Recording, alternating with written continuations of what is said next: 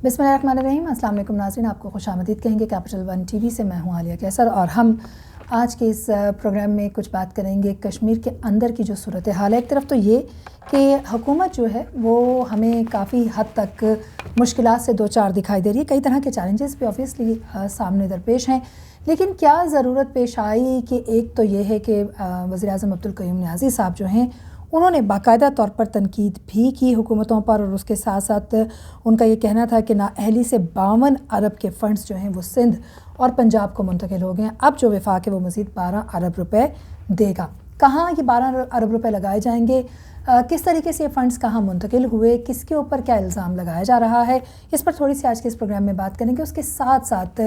कुछ बातें आज़ाद जम्मू कश्मीर में 2 माह के अंदर इंतखाबात के हवाले से हो रही हैं। ये कौन से इंतखाबात हैं, इनकी ज़रूरत क्यों पेश आई, क्या वाकई हुकूमत मुश्किल में है, और अगर सरदार अब्दुल क़य्यूम खान नियाज़ी ने मुलाकात की है बाकायदा तौर पर अपोजिशन रहनुमाओं के साथ, मुख्तलिफ मेंबर्स के साथ, तो इसकी क्या ज़रूरत पेश आ गई, और अपोजिशन इस वक्त किस तरीके की धड़ेबंदी का शिकार है, चाहे वो PMLN है या फिर वो पाकिस्तान पीपल्स पार्टी है। तो इस वक्त जो सियासी दर्जा हरारत है आज़ाद जम्मू कश्मीर का, वो मुख्तलिफ पहलुओं से बड़ा अजीब भी दिखाई दे रहा है और बड़ा हरारत से भरपूर भी दिखाई दे रहा है। चलें बात कर लेते हैं। सबसे पहले तो हम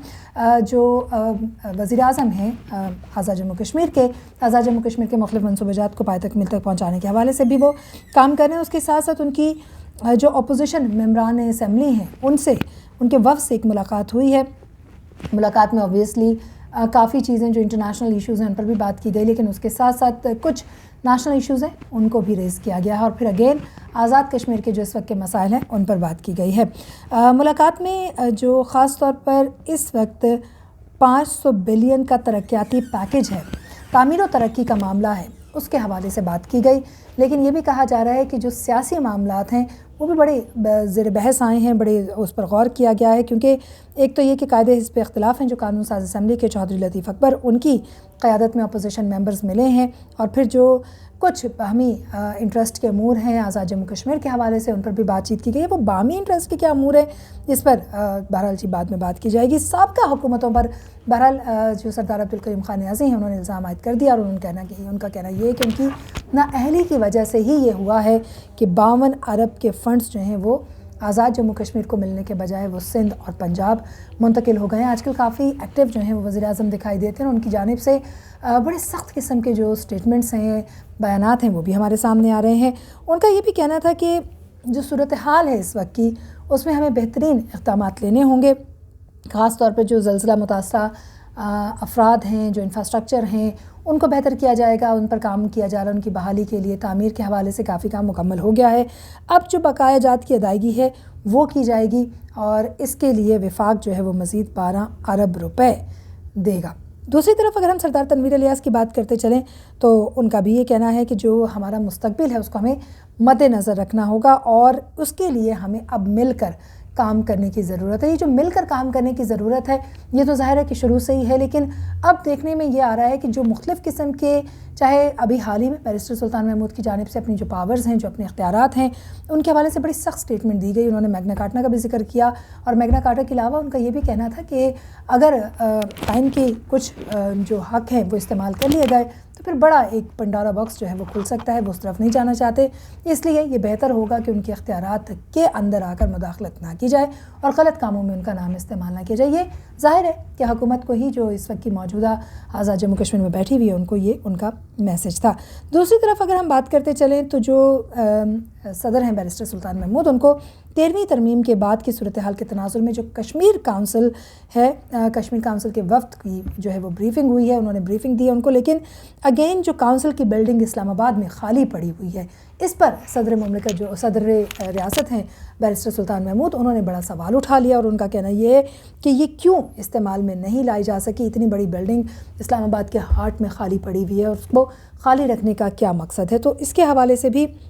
जो मामलात हैं उनको फ़ौरी तौर पर हल करने की हिदायत जारी की गई हैं, और उन्होंने इस पर एक बाकायदा तौर पर रिपोर्ट तलब कर ली है। अब देखते हैं कि उसमें किस तरह के इंकशाफात जो हैं वो सामने आते हैं, और क्या वजह है कि इतनी बड़ी बिल्डिंग को लोगों की बेहतरी के लिए काउंसिल के क़याम जो है वो बहुत ज़्यादा ज़रूरी होता है। उसमें अगर लोग काम कर रहे हैं تو پھر بلڈنگ خالی کیوں پڑی ہوئی ہے، اس پر کام کیوں نہیں لیا جا رہا، اور پھر اس کے اندر کی جو معاملات ہیں اس کو فوری طور پر جو حل کرنے کے حوالے سے بات کی گئی ہے اس پر بھی بات کی جا رہی ہے کہ اس کے ضمن میں کافی زیادہ اہم چیزیں جو ہیں وہ سامنے آنے والی ہیں۔ کچھ بات کر لیتے ہیں ہم جی نون لیگ کے حوالے سے۔ آپ کو معلوم ہے حال ہی میں ایک بڑا معاملہ جو نون لیگ کی آپسی قیادت ہے آزاد جموں کشمیر کی، ان کے حوالے سے بھی سامنے آئی، اور پھر اس میں خاص طور پر جو شاہ غلام قادر ہیں وہ ہمیں بہت زیادہ ایکٹیو دکھائی دیا۔ اب ان کی سربراہی میں 15 رکنی آرگنائزنگ کمیٹی جو ہے وہ تشکیل دی گئی ہے، اور یہ بھی آپ کو بتاتے چلیں کہ جو نون لیگ ہے آزاد کشمیر میں، ان کی گروپ بندی کی وجہ سے شہباز شریف صاحب نے تمام تر جو تنظیمیں ہیں وہ توڑ دیں۔ اب نئی تنظیم سازی وہاں پر ہوگی، اور اسی طریقے سے وہاں پر نئے لوگوں کا جو ہے وہ قیادت کے طور پر انتخاب کیا جائے گا۔ فاروق حیدر، طارق فاروق، مشتاق مناز، چودھری عزیز، اسی طریقے سے افتخار گیلانی صاحب، راجہ نصیر، چودھری سعید، اور ایک بڑی تعداد ہے لوگوں کی جو کہ شامل ہیں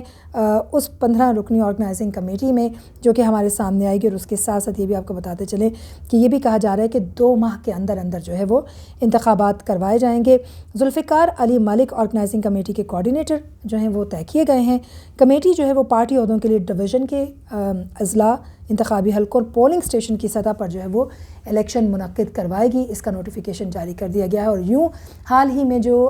ظاہر ہے کہ ایک بڑا مسئلہ جو ہے وہ اٹھ کھڑا ہوا تھا امریکہ میں، اپنے ذاتی دورے کے دوران ذاتی مراد حاصل کرنے کے بعد پریزیڈنٹ جو ہے وہ امریکہ کا ایک شخص کو جو ہے وہ وہاں پہ ایک بزنس مین کو لگا دیا گیا، اور لیٹر پیڈ جو ہے وہ استعمال ہوا یہاں پر جو پی ایم ایل این کی قیادت ہے ان کا، جس پر شاہ غلام قادر نے کافی تحفظات بھی اٹھائے تھے، اور ایک بار پھر سے اب سارے معاملے سے انہوں نے اپنی لاتعلقی کا اظہار کیا تھا۔ اس معاملے کے بعد سے اب باقاعدہ طور پر نون لیگ کی جو پھوٹ ہے وہ سامنے آ گئی۔ نون لیگ ویسے بھی ہمیں مشکل میں وہاں دکھائی دے رہی ہے، لیکن پاکستان پیپلز پارٹی جو ہے وہ موجودہ حکومت کے ساتھ مختلف ملاقاتیں کریں، چاہے وہ بیرسٹر سلطان محمود کے ساتھ ہو، سردار عبدالقیوم خان نیازی کے ساتھ ہو، سینئر وزیر کے ساتھ ہو، اور اسی طریقے سے دیگر اہم حلقے ہیں موجودہ حکومت کے جن کے ساتھ ان کی ملاقاتوں میں وہ بارہا یہ کہہ چکے ہیں کہ آزاد کشمیر کی بہتری کے لیے ہم آگے کام کرنا چاہتے ہیں۔ تو دیکھنا یہ ہے کہ کیا پاکستان پیپلز پارٹی مسلم لیگ نون کو سائڈ پہ کرتے ہوئے جو خود ہی بہت زیادہ دھڑے بندی کا شکار ہے اس وقت، آگے بڑھے گی، یا پھر یہ صورتحال کچھ اور ہوگی، اور ماضی کی طرح ہم ایک بار پھر سے یہ دونوں دھڑے ایک طرف دکھائی دیں گے اور پاکستان تحریک انصاف بہترین کام کرتی ہوئی آگے بڑھے گی۔ تو یہ کچھ اپڈیٹس تھیں جو کہ ہم آزاد جموں کشمیر سے آج دن کے حوالے سے اب تک لے کر آئے۔ مزید اپڈیٹس کے لیے ہمارے ساتھ رہیے۔